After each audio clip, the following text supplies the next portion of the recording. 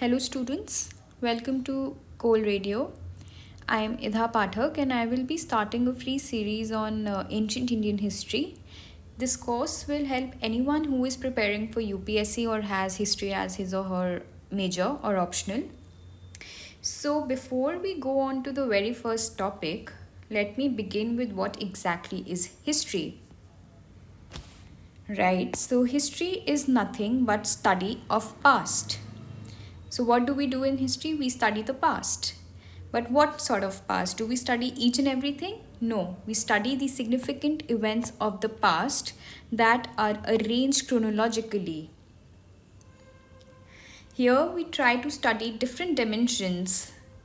We study different dimensions like society, economy, polity, culture, religion, और art.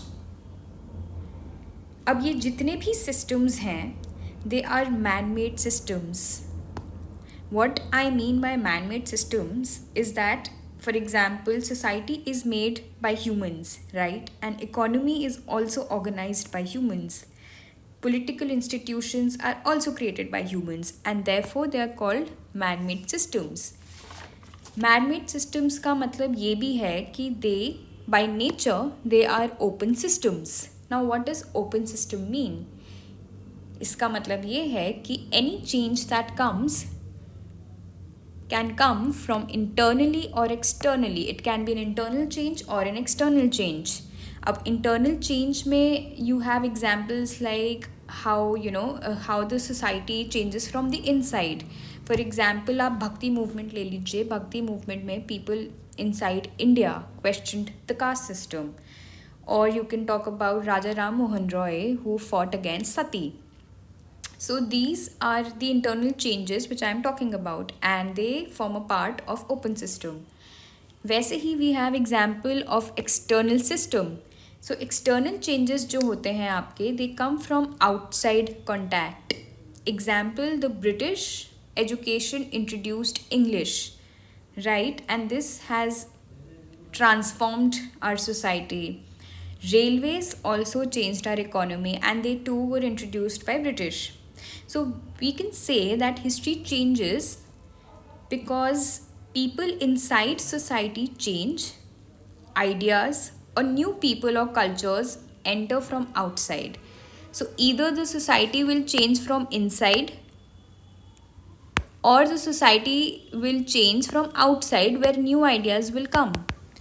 Therefore, the complete definition of history is nothing but systematic study of significant events of the past arranged chronologically. I have also taken an example of E.H. Carr, who wrote the book What is History. I think you should all read it once your prelims or mains is done. And according to him, I would tell you what history is. History is nothing but a continuous interaction between the historians and the facts. ठीक है, history का मतलब सिर्फ past नहीं होता. History का मतलब होता है सिलेक्टेड फैक्ट्स और उसको हम कैसे इंटरप्रेट करते हैं. So out of these million events that are happening around you, right? The historian will select only few facts which matter the most and then will go on and interpret it. Therefore, history is seen through the eyes of a historian. तो ये एक crux है आपका E.H. Car की chapter 1 से ही लिया है मैंने. So this is what E.H. Car says, that history is not just past, it is nothing but selected facts which are interpreted by the historians. The historian is the one who selects कि कौन सा fact matter करता है और उसी को interpret करता है. Now we'll move on to ancient history, and from here our base is starting, and I think from here you need to focus because now it's going to be an important part. Like from here the important part starts. So ancient history can be divided into prehistory and historical phase. अब prehistory का मतलब आप समझ ही गए होंगे. Pre is written here. तो pre is something जो बहुत ही पुराना हो, राइट? सो यहाँ पे आपको only archaeological sources will be getting. Here we have example of our stone age, जिसमें आपका palaeolithic, mesolithic, neolithic, chalcolithic and megalithic age आ जाती है. ठीक है, यहाँ का जो फोकस है, जहाँ हम प्री हिस्ट्री के बारे में कैसे जान पाते हैं, we basically focus on the climatic and technological changes to study the historical change, कि हमारे स्टोन एज में कैसे चेंजेस आए. ठीक है, कैसे आगे बढ़ी सोसाइटी, तो वो हम अपने क्लाइमेटिक चेंजेस के ऊपर स्टडी करते हैं एंड टेक्नोलॉजिकल चेंजेस के ऊपर स्टडी करके we can tell. Similarly we have historical phase which talks about the written sources. अब written sources में you can have archaeology and you can have literature. ठीक है, जैसे कि इसमें आपका पूरा पूरा हिस्टोरिकल फेज आ जाता है, talking about the Vedic age followed by the Mahajanapadas, then the Mauryans, then the post Mauryans, the Gupta, the post Gupta and the early medieval age. Here we study the historical change via the social, political, economic and cultural changes, जिसमें हम ये वाली सारी चीज़ें study करते हैं, you know, the different dimensions, society, economy, polity, culture, religion. These are the things that we study here in historical phase also. So here we get to know कि society में क्या चेंज हुआ, politically क्या change हुआ, economy में क्या change हुआ. We'll get to know from the historical, we'll get to know the historical change via these things.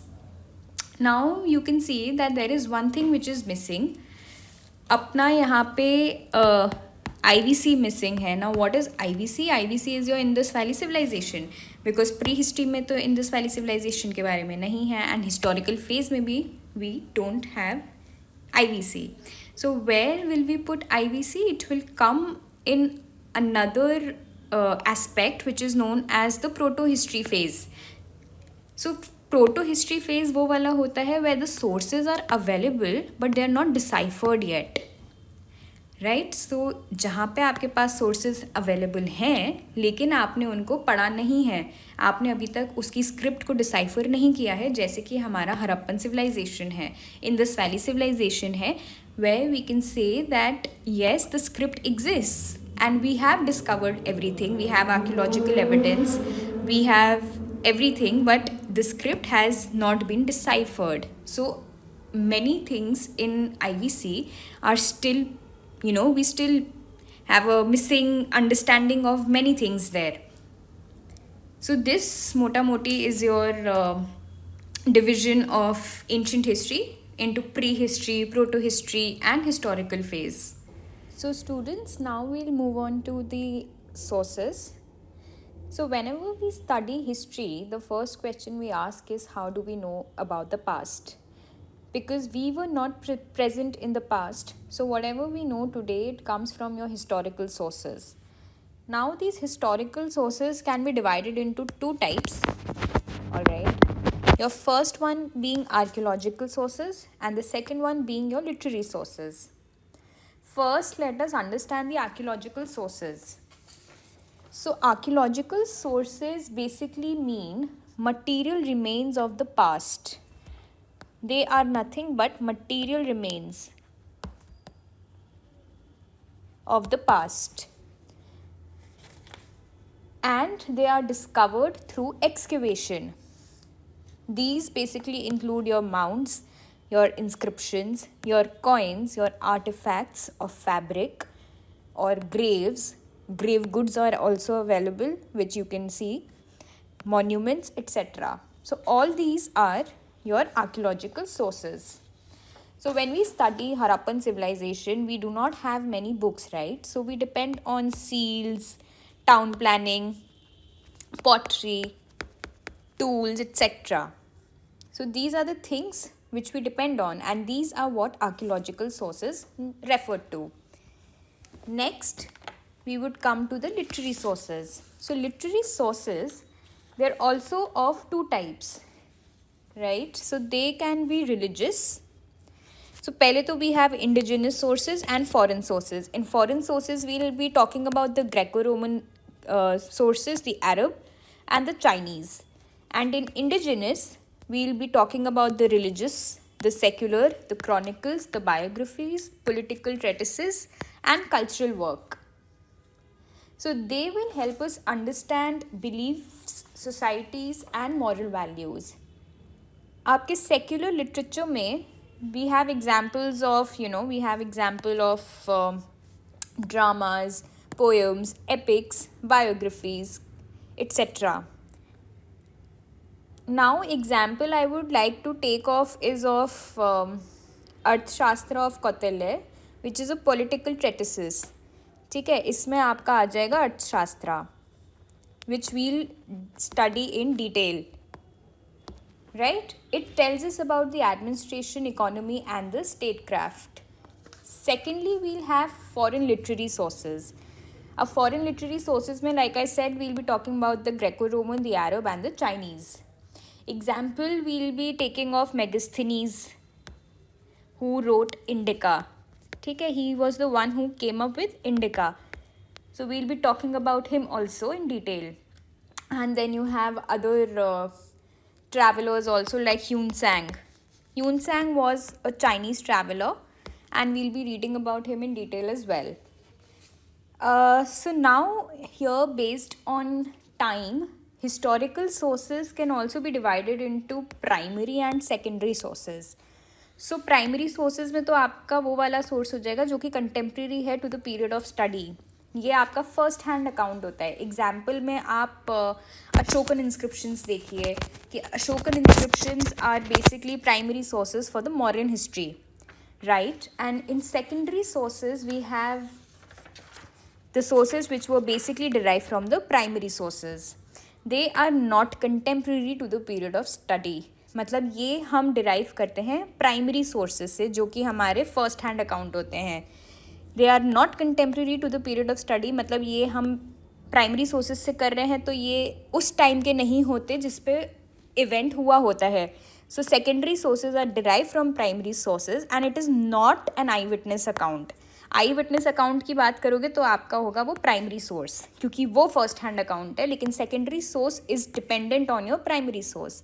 अब इसमें आप एग्जाम्पल्स देख लीजिए कि Barani was the one who wrote Tarikh Firoz Shahi, and he mentioned not only about Firoz Shah Tughlaq, but he also mentioned about other kings like Balban or Alauddin Khilji. So these would be your his sources divided into primary and secondary. Now we'll come to archaeological sources and talk about them in detail. ठीक है, पहले तो हम लोग ये बात करेंगे कि देखो physical remains of the past which is found via exploration excavation. तो ये I told you the definition of archaeological sources in the beginning only. It is nothing but physical remains of the past found via exploration and excavation. So इसमें I have taken excavation के भी 2 methods are there. ठीक है, उसके भी मैंने यहाँ पे पॉजिटिव्स एंड नेगेटिव्स लिखे हैं. जैसे कि आपका एक हॉरिजॉन्टल एक्सकवेशन हो गया. अब इसमें क्या होता है, अ लार्ज एरिया इज एक्सकवेटेड. ठीक है, बहुत बड़ा एरिया उसको आप एक्सकवेट कर दो, and it is cheaper than the vertical excavation. इसमें क्या होता है कि since land is a settled land, it's a settled area, so people have to be displaced here. ठीक है, तो हमें बहुत सारी चीज़ें हॉरिजॉन्टल एक्सकवेशन में ऑन अ सिमिलर फील्ड मिल जाती हैं, क्योंकि it covers a large area. It is not digging deep down. वो आपका वर्टिकल एक्सकवेशन होता है. जैसे कि इसमें क्या होता है, वर्टिकल एक्सकवेशन में you have to excavate layer by layer. ठीक है, in vertical excavation you have to do it layer by layer, which will help us understand the evolution over time. ये हमें एवोल्यूशन ओवर टाइम बताएगा कि कैसे कैसे हमारी सोसाइटी इवॉल्व हुई है. नेगेटिव में इसका ये होगा कि it is expensive and time taking. ठीक है, so this would cover your methods of excavation. And when we talk about the strength, अब इसकी strength क्या होगी. Archaeological remains जो हैं they are primary sources. पहली most important thing is they are contemporary to the period of study, so obviously they will be more reliable. Then you can also study your economy, climate, agriculture, settlement pattern. All of it can be studied using the primary sources. ठीक है, it will also fill the gap where literary sources are silent. जैसे कि आपका stone age और Indus valley civilisation में literary sources are silent, तो वहाँ पे हम आर्कियोलॉजिकल सोर्सेज पे डिपेंड करते हैं. ठीक है. फॉर स्टोन एज हिस्ट्री तो we almost entirely depend on archaeology. And last but not the least, it verifies और discredits the literary sources. Alright, मतलब अब हम आएंगे अपने लिमिटेशंस ऑफ आर्कियोलॉजिकल सोर्सेज में. अब लिमिटेशंस में क्या है कि it relies on non perishable remains to recreate the past और डिस्टॉर्टेड पिक्चर. सो बेसिकली क्या होता है, कभी कभी आपके नॉन पेरिशेबल रिमेन्स भी मिलते हैं. ठीक है, दे remain to recreate the past. So this leads to a distorted picture as humans rely on perishable and non-perishable material. इसका मतलब ये हुआ कि कभी कभी कुछ आइटम्स ऐसे भी होते हैं जो पेरिशेबल हो जाते हैं, जो टाइम के साथ आते आते ख़त्म हो जाते हैं, तो आपको कभी भी एक ट्रू पिक्चर ऑफ हिस्ट्री नहीं मिलती है. ठीक है, so sometimes you have to rely on those non perishable remains. So you cannot obviously depend on the perishable ones because they have been destroyed with time. ठीक है, तो कभी कभी आपको डिस्टॉर्टेड पिक्चर भी मिलती है. और इसमें भी नॉन पेरिशेबल मटेरियल्स जो आपके होते हैं, they might also be displaced by natural force और human forces. Sometimes you might for example here I have given कि अशोकन पिलर्स को they were displaced by further rulers. मतलब आपको अशोकन पिलर्स कभी भी उस जगह नहीं मिले जहाँ पे वो पहले से थे. ऐसे बहुत सारे एग्जाम्पल्स हैं अशोकन पिलर्स के, वे they were displaced by the future rulers. Lastly there is also misinterpretations due to faulty methodology which may corrupt the historical narrative. जैसे कि एग्जाम्पल आप देखो, एक हमारा मोहनजोदारो सील है जो कि हमें मिला है अपने IVC के टाइम. अब उसमें तो they are talking about the yogic posture और which is known as the proto Shiva. But Shiva as god emerged later, during the later Vedic period and not during the IVC, not during the Indus valley civilisation. So how can we say कि that the yogic posture जो है it belongs to Shiva, because Shiva at that time was not there. ठीक है, so this completes your entire archaeological sources का limitations and the strengths. Next we'll do the sources one by one and इसमें we'll be talking about पहले तो numismatics. ठीक है, तो numismatics में क्या होता है कि it is nothing but your study of coins. अब जो आपकी स्टडी ऑफ कॉइन्स होती है, it's a very important archaeological source. अब यहाँ पे हम क्या करते हैं, we study the metal, we study the weight, we study the design, we study the inscription and the circulation जो कि आपके कॉइन्स में है. उसका मेटल का वेट कितना है, मेटल कौन सा यूज़ हुआ है, डिज़ाइन क्या बनी है उस पर क्या इंस्क्रिप्शन मैंशनड है और उसको कैसे सर्कुलेट किया जाता है. ठीक है, so why are these coins important? Because first of all they are portable in nature. मतलब you can easily carry them, they are easy to date, you can easily date them and you can compare them also. So what do coins tell us? What information do they give? Coins can tell us about various things like you have the political authority, economic conditions, trade networks कैसे थे, religious beliefs क्या हैं, metallurgical knowledge क्या थी.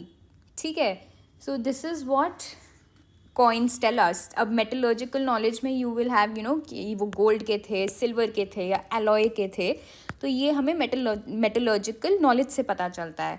सो next is this coin terminology. This is just for knowledge.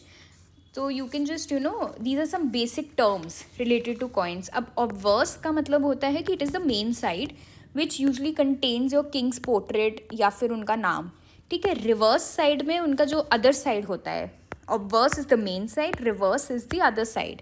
So other side में you will have symbols and deities. ठीक है, और metrology का मतलब तो it means study of weights. These terms you should just know for knowledge. They will not be asked, but yes, you should at least have some idea. ठीक है, so students, coins did not exist from the beginning. Let me tell you कि Stone Age और Harappan civilization में you had barter system. So right now we're studying is the early history of the Indian coinage. कि कौन कौन से coins से हमने शुरुआत करी है, कि कॉइन्स वैसे भी आपके पूरी ज़िंदगी भर तो थे नहीं, right, they were not there in the beginning, and in the beginning you had barter system. So barter system was there in your Stone Age and the Harappans, right? Then coinage in India begins around the 6th and 5th century BCE. ठीक है, this period is basically associated with your urbanization, state formation and trade expansion. So coins here became necessary. ठीक है, ये आपके necessary हो गए. Why? Because at this time we had state formation going on, urbanization going on and trade expansion going on. So we'll start with the punchmarked coins. These were the earliest coins. ठीक है, यहाँ पे you have Mahajanapada का age 6th century BCE to Mauryan age 3rd century BCE. तो ये आपके बने थे silver, tin, potin. So what is potin? I have written here greenish brown alloy of lead and tin, उसको पोटिन कहते थे. तो पंचमार्क्ड कॉइन्स में आपके सिल्वर, टिन और पोटिन आते थे. These were irregularly shaped. ठीक है, यहाँ पे कोई किंग की या गॉड की इमेज नहीं होती थी, इसमें कोई डेट मेंशन नहीं है, नो इंस्क्रिप्शंस और no legends have been mentioned, and there were punched images of animals, birds, stars and geometrical figures. तो एक कॉइन में आप उसको पंच कर दो. ठीक है, क्या पंच कर दो आप उसमें? Images of animals, birds, stars and geometrical figures. ठीक है, secondly we had Indo Greek coins. So what are these Indo Greek coins? These were regular coins. ठीक है, these were regular coins. They have strong foreign influence. Alright, so they have strong foreign influence. आपके Indo Greek coins में strong foreign influence है. They वो generally gold coins bilingual होते थे. Bilingual मतलब there were 2 languages mentioned. ठीक है, 2 languages वो मेंशन्ड. तो ग्रीक आपकी ऑब्वर्स पे थी और प्राकृत या खरोष्टी आपकी रिवर्स पे थी. ऑब्वर्स मैंने आपको बताया था, it's the main side. So Greek was on the main side and reverse पे you had Prakrit and Kharosthi. And of course here you will find portraits of kings also.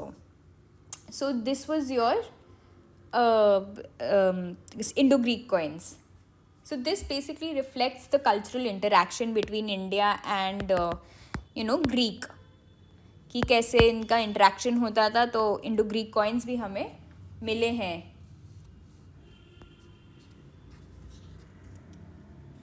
अब हम आते हैं अपने कुशान कॉइन्स पे. Kushan coins are also large scale gold coins ही होते थे, बट इसमें आपको जो मिलता है एक interesting fact, which is deities from various religions were found. ठीक है, so here gold coins were on a very large scale. ठीक है, दिस शोज़ कि कितनी यहाँ पे हमारी, आप मान के चलो, एक इकोनॉमिक प्रोस्पेरिटी थी. We have economic prosperity here. Deities from various religions were found. Greek हो गया, Roman हो गया, Buddhist, Brahminical, all of them reflect your cultural synthesis. Okay, यहाँ से हमें पता चलता है कि आपकी लॉन्ग डिस्टेंस ट्रेड भी होती थी, आपकी लॉन्ग डिस्टेंस ट्रेड भी होगी, इकोनॉमिक प्रॉस्पेरिटी भी थी और पॉलिटिकल अथॉरिटी भी बहुत अच्छी थी. Political authority was also very good. Next we'll have the local, the tribal and the guild coins. So now students, let me tell you that not all coins were issued by big empires. Some were even locally produced. Tribals भी produce करते थे या फिर guild coins भी होते थे. अब guild coins मतलब गिल्ड सिस्टम वाले. गिल्ड सिस्टम के बारे में हम अभी डिटेल में और आगे पढ़ेंगे. तो I will give you in more detail about what the guild system was. But अभी के लिए we had local, tribal and guild coins. So these were basically issued by janapadas, your tribes और सिटीज़ और द मर्चेंट गिल्ड्स. ठीक है, ये आपकी regional history के लिए इंपॉर्टेंट होते थे. तो this tells us that coin usage was not just limited to kings alone. इसकी इम्पोर्टेंस हमने जानी ली है कि it was good for our regional history, understanding local economy. कि लोकल इकोनॉमी कैसी होती थी, we will get to know about it. और जो कि ट्रेड जो होता था आपका एट रीजनल लेवल, ये हमें पता चलेगा इससे। तो हमें 3 चीज़ें तो पता चली जाती हैं कि एक तो ये रीजनल हिस्ट्री बताता है, फिर आपका लोकल इकोनॉमी के बारे में बात करता है, ठीक है, एंड रीजनल लेवल की ट्रेड पे बात करेगा ये। इसके आप एग्जाम्पल भी देखो, यहाँ पे मैंने रीजनल कॉइनेज पैटर्न्स लिखे हैं। गुप्तास के लिए गोल्ड कॉइन्स था, जिसमें आपका these are the types of gold coins which were used, like the Ashvamedha, the archer types और द लिरिस्ट टाइप। फिर पल्लवाज में you had the lion and the bull motifs. Cholas में you had the tiger emblem. Pandyas Cheras में you had symbols on coins, and cowries were also used alongside the coins, especially in small transaction। ठीक है, ये आपका generally south India में होता था। In South India cowries were used along with the coins. So this shows that monetization existed at different levels. अब इसमें भी I have written about the importance and the limitation of numismatics. Importance में you can just talk about how it is coins will help us in dating the layers कि कौन सा राजा कब आया था या क्या उसके बाद हुआ। तो this will help us in dating the layer. Obviously it will help us in understanding the economy. It will also help us map the trade routes. Just a second. It will also help us in mapping trade routes कि trade route में क्या कहाँ से कहाँ पहुँचे हैं। जैसे कि हमारे इंडो ग्रीक कॉइन्स मिले हैं, तो हमें इससे पता चलता है कि कितनी हमारी इंडिया और ग्रीक के बीच में दोस्ती थी। And then it will obviously tell us about the political authority. So coins they act as a very small but powerful historical document. ये बहुत ही पावरफुल हिस्टोरिकल डॉक्यूमेंट है, इवन दो इसके लिमिटेशंस भी एग्जिस्ट करते हैं। ठीक है, we have some coins which are often found accidentally, and many coins must be melted or lost। मतलब कुछ तो coins ऐसे हैं जो खो चुके हैं या फिर जो विद टाइम मेल्ट हो गए होंगे, या कहीं फायर लगी होगी, कुछ भी हुआ होगा, वहाँ मेल्ट हो चुके होंगे। तो ये कॉइन्स हम लोग को कभी कभी तो बहुत एक्सीडेंटली भी मिलते हैं, और जो कॉन्टेक्स्ट होता है उसका वो मिसिंग होता है। So we can not have a proper historical background कि ये कॉइन्स हमारे कहाँ से आए हैं। We don't get to know that. क्यों? क्योंकि हम sometimes wherever the coins are found might be possible that the context over there is missing. So हम उसकी अच्छे से हिस्ट्री नहीं पहचान पाते। ठीक है, इसमें I have the last thing for this lesson, for first lesson would be the counter struck coins. इसके बाद I have in next class we'll be doing the epigraphy. ठीक है, उसमें I will be explaining you पूरा epigraphy क्या है, inscriptions क्या हैं, कौन सी यूज़ होती हैं। But for right now the last thing we will be studying today would be the counter struck coins, and this is just for knowledge, you should know. तो counter striking का process क्या होता है, where the old coins were reused by striking new symbols. Old coins under type and new coins over type. ठीक है, ये आपका term है। ओल्ड कॉइन को अंडर टाइप कहते हैं, न्यू कॉइन को ओवर टाइप कहते हैं। तो ओल्ड कॉइन्स को हम रीयूज़ करते थे बाय स्ट्राइकिंग न्यू सिम्बल्स। इसमें आप एग्जाम्पल एक ले सकते हो, नहापना कॉइन्स का counter struck by Gautamiputra Satakarni. ठीक है, और ये आपका जोगलथम्बी होर्ड है। ठीक है, यहाँ पे आपको मिला है। So what does this show us? Basically it shows us there was political rivalry, there was chronological issues, मतलब क्रोनोलॉजी कैसी थी उसकी हमें वो पता चलता है, हमें पॉलिटिकल राइवलरी के बारे में पता चलता है। We get to know the territorial change which took place, then economic continuity क्या रही है। ठीक है, तो हमें इसके बारे में भी पता चलता है।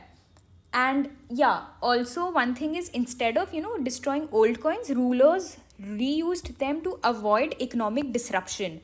कि आपके पास ठीक है पुराने कॉइन्स ऑलरेडी हैं, उनको रीयूज़ कर लो ताकि कोई डिसरप्शन ना हो इकोनॉमी में। तो it was done to avoid this circulatory shock.